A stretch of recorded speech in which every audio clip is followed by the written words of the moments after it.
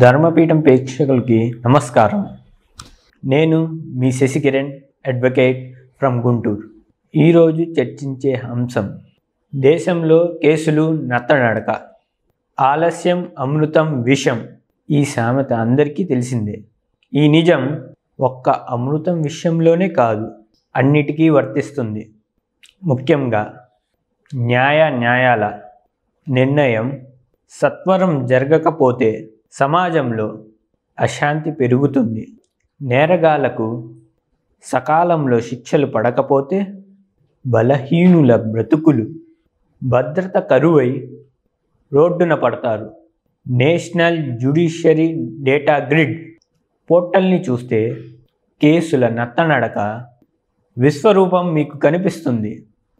ఆంధ్రాలోని మంగళగిరిలో 1978 జనవరిలో నమోదైన ఒక కేసు ఈ ఏడాది అనగా 2024 అక్టోబర్ 24వ తేదీన మొదటిసారి హీరింగ్కు రాబోతుంది.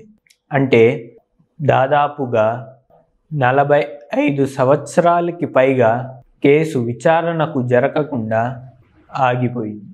అలాగే NJDG లెక్కల ప్రకారం దేశంలోని జిల్లా, తాలూకా న్యాయస్థానంలో 4.53 కోట్ల కేసులు పెండింగ్లో ఉన్నాయి. హైకోర్టులో 60.12 లక్షల కేసులు విచారించి తీర్పును చెప్పాల్సి ఉంది.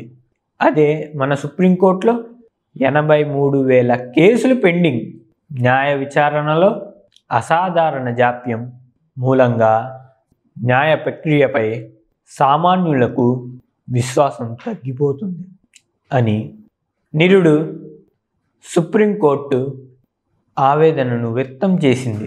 రాజ్యాంగంలోని ఆర్టికల్ 21 ప్రకారం పూచి వహిస్తున్న జీవించే హక్కు, వ్యక్తి స్వేచ్ఛల్లో సత్వర న్యాయం అంతర్భాగమని న్యాయపాలిక ఏనాడో స్పష్టీకరించింది.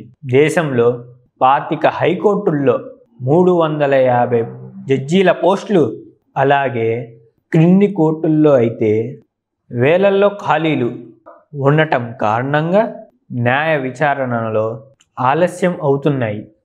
సామాన్యులు న్యాయం అందక సమిధనులుగా మిగిలిపోతున్నారు.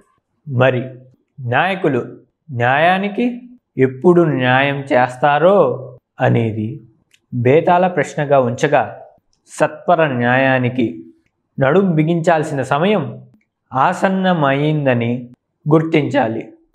చూశారుగా మిత్రులారా, మన వ్యవస్థ న్యాయం వైపు వడివడిగా అడుగులు వేస్తేనే అభివృద్ధిలో ముందుంటాం, అందరం సుఖంగా ఉంటాం. సర్వేజన సుఖినో భవంతు.